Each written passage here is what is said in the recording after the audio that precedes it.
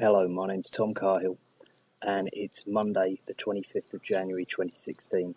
This is the first in a series of videos that I'm going to do. I'm going to do them in a for-purpose YouTube channel, which is going to be called ozzieslovepedos, which will also be on Twitter, and it'll expand from there.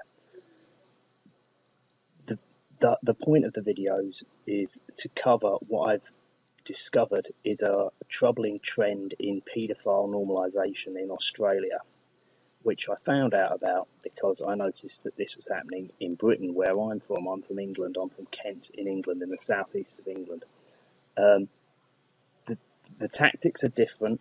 A lot of the parties are the same, but the issues should be important to everybody, especially people who live in the kind of Anglo-Saxon, white English-speaking world, because it's these countries, like America, Canada, Australia, New Zealand, England, and anywhere else you can think of that fits into that category where these things are happening.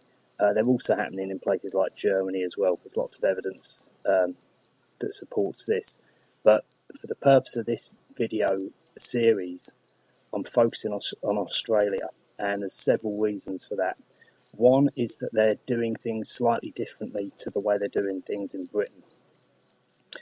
The second is that they're using anti-discrimination laws to try and demonise people who object to paedophilia.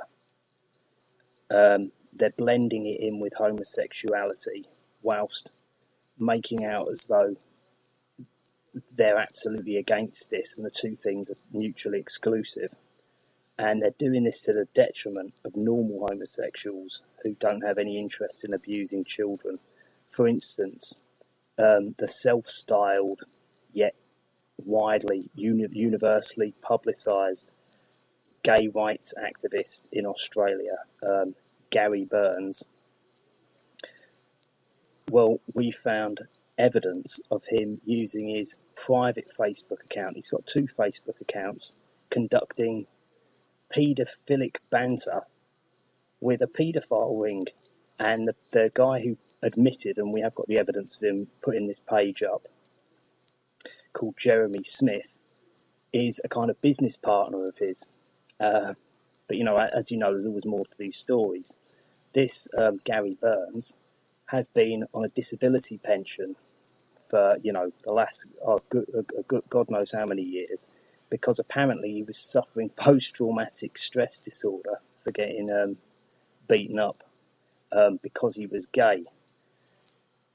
It gets stranger and stranger with this guy. Not only is he conducting paedophilic banter with a paedophile ring online, and the Australian government aren't doing anything about it, despite the fact there's pictures of children on this. These are not pornographic pictures of children or child abuse images, but they are highly suspect, and I'll be doing a video about that soon. There's no doubt about it. I'm completely happy with what I say. Anyone who's familiar with my other YouTube channel will know that I don't just say things unless I know them to be true. And whilst I'm not aware of ever being wrong about any of the things that I've said in the past, if I said something and by some amazing fluke I was wrong, you'd have to understand that any reasonable person would come to that conclusion. Let's just say, at the absolute minimum, being totally conservative, he's got a very big case to answer for being a paedophile, and the fact that the police, Bravehearts INC, like Bravehearts Incorporated, who are Australia's number one child abuse charity, anti-child abuse charity, that's what they call them, but just like Childline in the UK, a lot of people think that they're part of the institutional paedophile blackmail system which we've got in place, which obviously is in place in Australia and everywhere else. But it would appear that they're a lot less discreet about their protection of paedophiles than they are in Britain. They're a lot more discreet in Britain.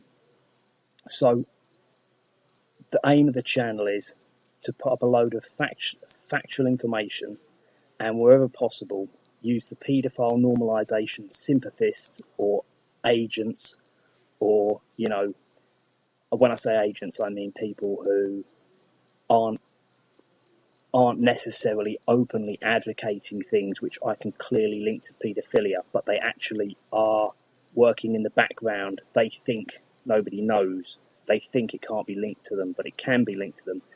It's to put all the information out in their own words, wherever possible, link it all together, and then anybody who's watching, be they normal, but we've got to call that straight now, haven't we? But I don't. Normal, be they, homosexual or or even paedophiles, they've got to understand that the lines are getting very, very badly blurred here, and it's not in anyone's interests. Now, this is where it gets incredibly weird in Australia, and this is why I've taken such an interest in it. This guy, Gary Burns, is their point man, it would seem. Gary Burns is linked to Peter Tatchell. Gary Burns pretends he doesn't know Peter Tatchell. We've got recordings of him saying he doesn't know him. Yet they do know each other, and we can unequivocally link them via private Facebook accounts, which we found via Profile Engine, which is a way you can put in somebody's name and you can look to see who they're friends with and who they contact. And anyway, we found out, I've seen it, it's there, we saved it. So this is proven, but he lies and says he doesn't know him. Peter Tatchell is domiciled in England, and he's basically always in London in England, but he is actually Australian to start off with, and he's about the same age as Gary Burns, I think. Peter Tatchell is an open advocate of paedophilia. This is the thing.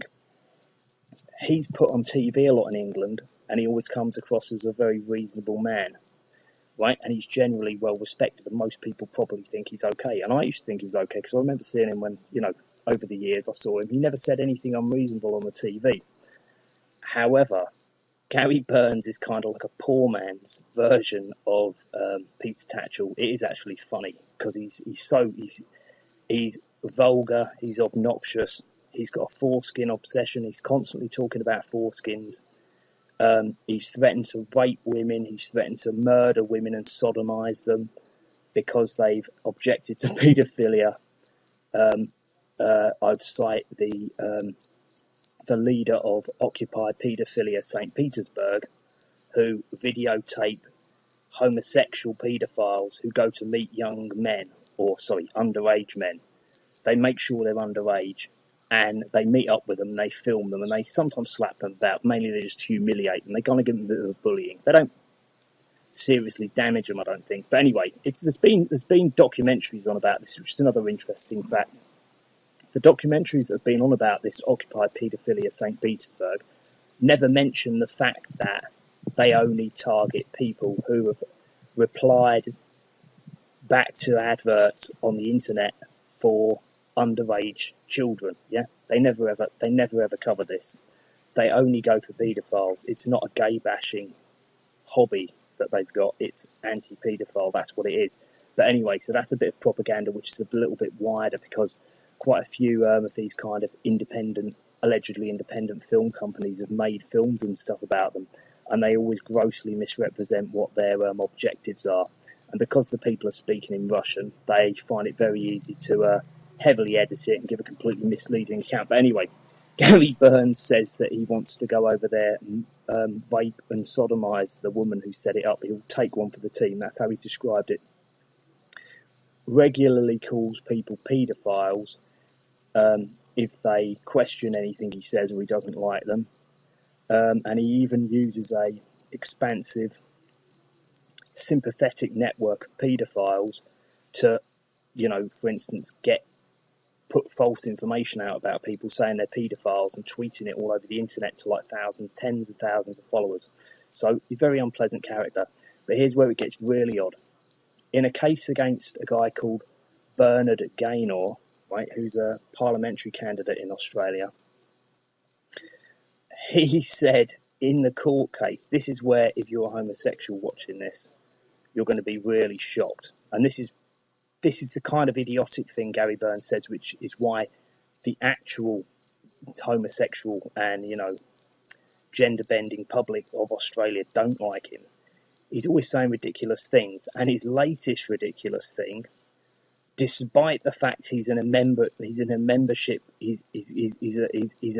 listed member of an online group who's an advocate of homosexual sex being allowed in public parks and public areas, just for homosexuals. It won't be public fornication for them if they get their way. What he said in this court case is he thinks that sodomy is disgusting. It disgusts him, right? So he engages in paedophile banter and thinks sodomy is disgusting. Well, for somebody who's meant to be the leading gay, i.e. sodomite activist in Australia, if he's not vilifying homosexuals in doing this, I don't know who is, because nobody else has said is, well, I mean, I think you should be allowed to say sodomy is disgusting if you want to say it. Obviously, that's your right to say that. But the whole point is, he is effectively the leading voice of sodomy in Australia.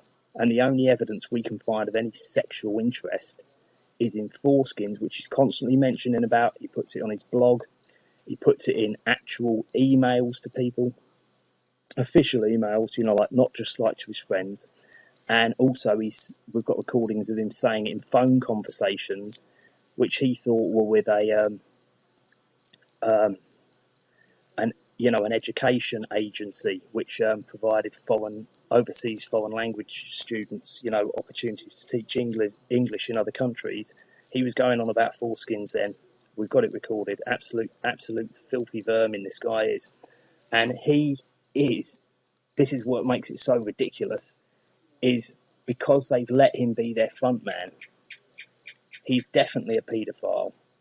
Whether he's actually an active paedophile or just he's got paedophilic interests, he's definitely got paedophilic interests. There's no question about it. Whether he's ever been caught doing it and let off, that's another thing which maybe we'll find out about. But the point is that he is being put up to represent homosexuals, and most people who call themselves gay, wouldn't want to touch him with a barge pole. So, as I said, there's going to be quite a wide variety of evidence presented to you. It will be there for you to make your own minds up, but it's going to be in two main formats. One will be short videos, and one will be longer videos, which will be things like narrations of court transcripts and stuff like that. And I'm going to link them together, enumerate them, and put them in playlists. And therefore, you will be able to listen to the short ones or listen to the long ones. And hopefully, if you juxtaposition the two together, if you're interested, you'll be able to find out. You'll be able to find out whatever you need, and it will all be there in black and white with links and everything. And it will be, published court transcripts. So it will be in the authority's own words, because a lot of this will be judgments of court cases and things like that, which will prove the points that I'm making. You can actually see it, and there'll be no question over it, and then they won't be able to deny it. And of course, the other stuff will just be summations of it, which I will have put up. But of course, people always question things, don't they? So if you don't tell them everything in one go, they will say, why didn't you, what about this, what about this, what about this? And if you tell them everything, or even a very, very small amount in one go, they'll just get bored and not listen. You know how it is, It's just like trying to tell somebody that they ought to take an alternative health remedy. They start demanding to know every single thing that's in it. Yet, and what it does, and what all the possible ramifications of that micro trace element doing. Yet, if you actually looked at every other interaction with any other food stuff or medicine they've ever had in the rest for the whole period of their life up to that point, they're never interested, and they would never have even checked. That's just how it is. That's just the nature of these things. So hopefully you'll bear with it. My other other YouTube account is T0M CAHILL. So that's Tom Cahill, but with a 0 instead of an O in Tom, and Cahill, and that's on YouTube. So that's my other email account. That's my other email account, and it's also my YouTube account. But this Aussies Love Pedophiles, OZZIESLOVEPEDOS, That's going to be the Twitter. That's also going to be the hashtag on Twitter, and that's going to be, you know, the brand, if you like, for this campaign of awareness and information sharing about this scandalous situation, which appears, hopefully it's not any further forward than this anywhere else, but it appears to be being speared in, you know, the tip of the spear is in Australia, and the cultural Marxism there is going completely crazy. And I've been to Australia before. I've even been to some of the states where it's worst, and I would say most of the people in the place are just totally ignorant to it. And I'm not saying they're ignorant as in stupid. I'm saying they're ignorant as in they just have no idea it's going on, and probably if you told them about it, they wouldn't believe it. But then again, that's always the thing with new news. You know, if you tell people a new and shocking story, you'll just get ridiculed. You won't get appreciated, apart from by the more intelligent people who'll eventually go and do some checking and come back to you. But everyone else will just ignore me. And then 5 or 10 years from now, they'll just say they knew it all along, or make some stupid excuse.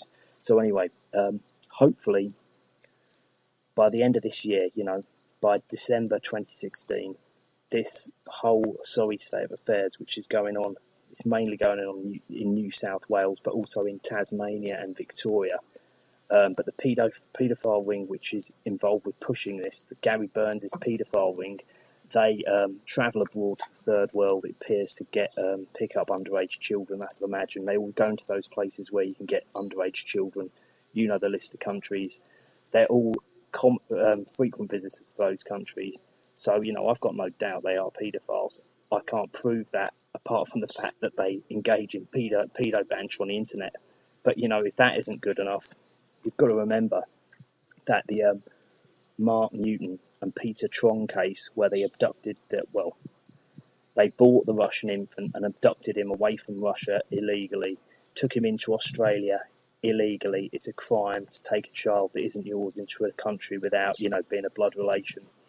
And the DIAC, that's the Department of Immigration and Citizenship, appear to have collaborated to allow these paedophiles access to this child. And then that whole investigation was triggered by inappropriate posts that were found by a law enforcement investigator on a paedophile's computer who was a member of Boy Lovers. And they looked at these pictures of these gay dads, and they're also gay marriage activists, which is a code word for access to children, because of course not being married is what's still considered to be a reasonable objection to not letting somebody adopt a kid because they're not married, because, you know, they might split up, that kind of thing. Whereas if you're not just got a civil partnership and you're married, well, technically, legally, if it says married and married, they're the same thing. You can't object on that ground. So they're going to try and remove any religious exemptions to not wanting to give children out to paedophiles or homosexuals, which, you know, under lots of religions, it would be completely unthinkable. And under lots of just common sense, it would be unthinkable. So we're gonna use the fact that we've got evidence which is more damning than the suspect evidence of 40-year sentenced Trong and Newton in the United States of America, in serving these 40-year sentences now. We're going to use that evidence that started that conviction, and we're going to see whether Australia is going to cover up like they did for Mark Newton and Peter Trong, or whether they're going to learn from their lesson and get Gary Burns' paedophile ring in for questioning. Because I tell you one thing, these images that they've put up, which do actually feature a little boy, are much more than just slightly off. They're much more than slightly off. And one of the next 2 or 3 videos will be me exhibiting these pictures so that you can look through them and you can make up your own minds, because there's definitely something seriously awry there. And the fact that Australia's leading child protection charity told us not to email them again, well, I've got that in writing, and that will go up at some stage. When we told them about this, you know, it's very telling. Also, that the the second in charge of New South Wales Police, that's Sydney's in New South Wales.